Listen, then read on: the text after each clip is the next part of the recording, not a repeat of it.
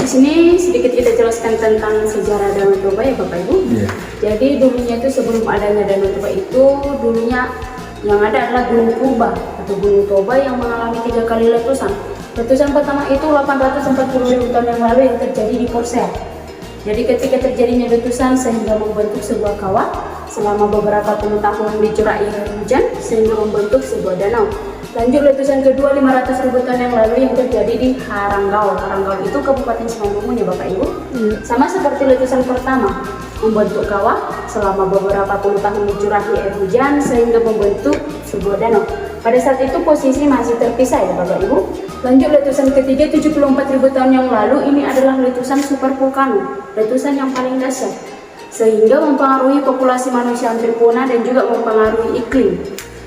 Dan pada saat itu juga karena letusan dahsyat, matahari itu sempat tidak dapat menembus ke bumi karena tertutupi abu vulkanonya. Makanya bumi itu sempat mengalami kegelapan selama beberapa puluh tahun. Karena letusan dahsyat Bapak Ibu sumbernya dari si Bandang. Namun sudah menyatukan ataupun menggabungkan letusan pertama dan kedua menjadi satu. Sehingga membentuk kawah pada saat itu juga selama beberapa puluh tahun dicurai air hujan terus. Sehingga membentuk sebuah danau yang kita kenal sekarang. Itulah sejarah Danau Toba Bapak Ibu. Ada pertanyaan? Kaldera itu Pak? Nama tempat? Kaldera itu definisinya kawah yang diameternya sudah mencapai 2 km. Disebut kaldera? Iya, disebut kaldera. Jadi kalau misalkan ada lubang-lubang ataupun kawah yang kecil itu tidak, tapi tidak mencapai diameter 2 km itu belum dapat disebut kaldera. Ada pertanyaan lagi? Ya. Oke, kita lanjut ke depan. Nanti sebelum yang ketiga masih 2 kawah? Sebelum yang ketiga Pisah dia. Bisa, masih 2 kawah? iya, masih posisi terpisah. Di sini bisa kita lihat Bapak Ibu, ini adalah perkiraan kedalaman Danau Toba 500 meter. Masih perkiraan ya? Iya, masih perkiraan karena sebenarnya dasar Danau Toba itu tidak dapat diukur, bentuknya tidak rata, dia berbentuk palu. Dan dasarnya juga mengandung lumpur. Jadi kalau sampai saat ini belum ada yang mampu sampai mengukur ke kedalaman Danau Toba itu sebenarnya berapa. Jadi sampai dasarnya. iya. Berarti Jadi kalau yang berbentuk mencapai- palu dia berarti tengahnya kan yang paling dalam. Berarti ini diukur dari tengahnya atau dari mananya? semua Bu.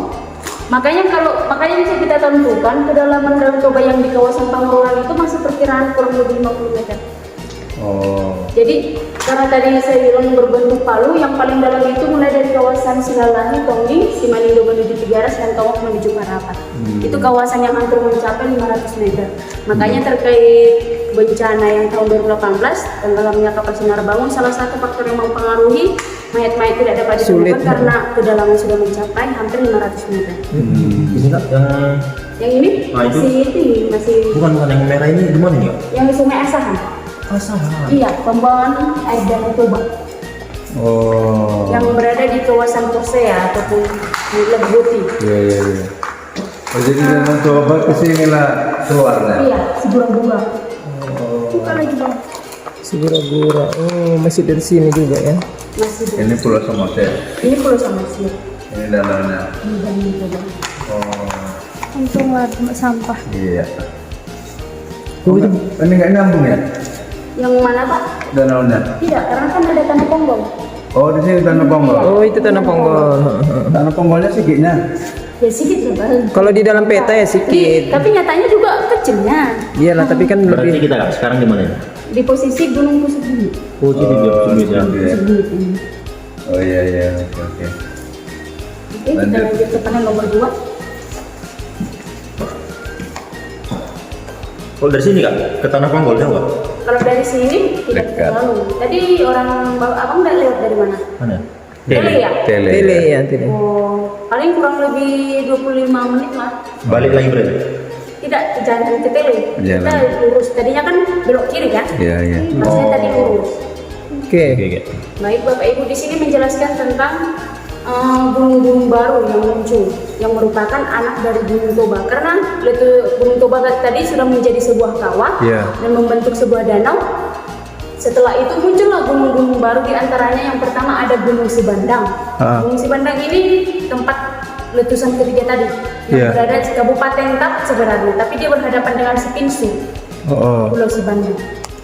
Yang kedua ada Gunung Pusuk Buhit. Jadi setelah terbentuknya Danau Toba baru muncul Gunung Pusuk Buhit.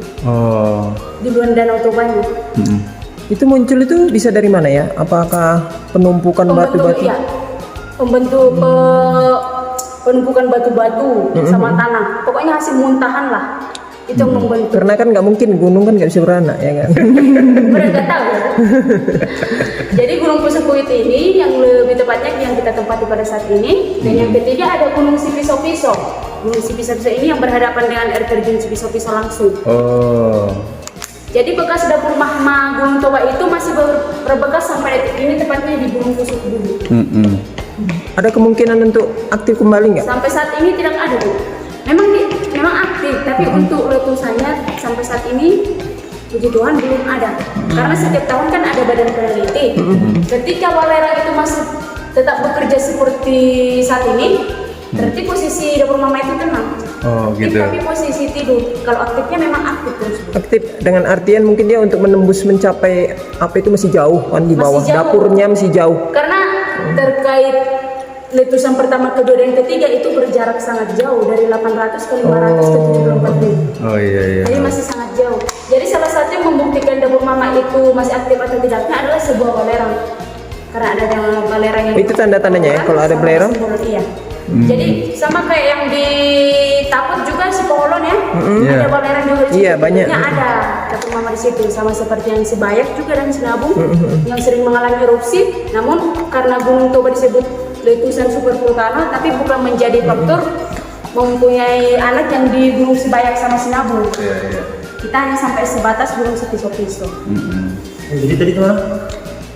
Setelah dapur mama. Adanya dapur mama berarti? Itu kan untuk mencapai ke atas. Adanya. Berarti ada dapur mama. Jadi kaitannya dengan apa? Bukit apa namanya? Bukit Barisan? Bukit Barisan Enggak ada. tidak ada kaitannya. Bukit Barisan itu juga baru-baru terbentuk juga.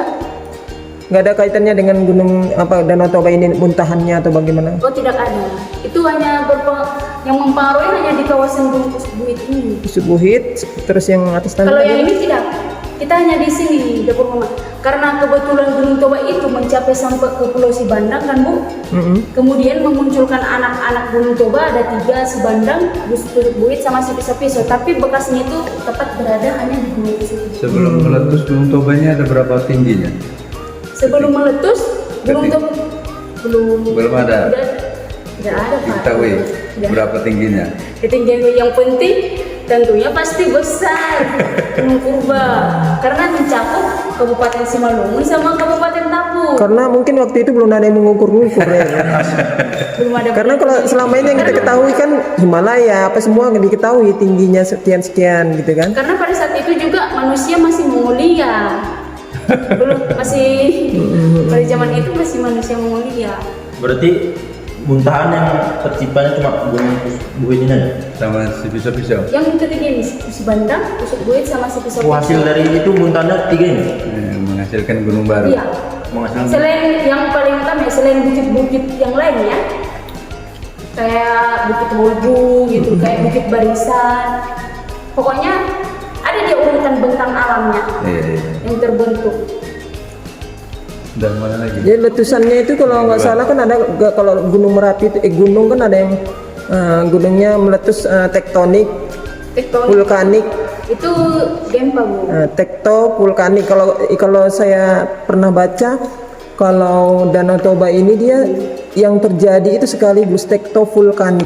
Tektovulkanik. Jadi terjadi gempa bumi dan terjadi letusan gunung berapi. Jadi sangat dahsyat gitu kan. Hampir berapa?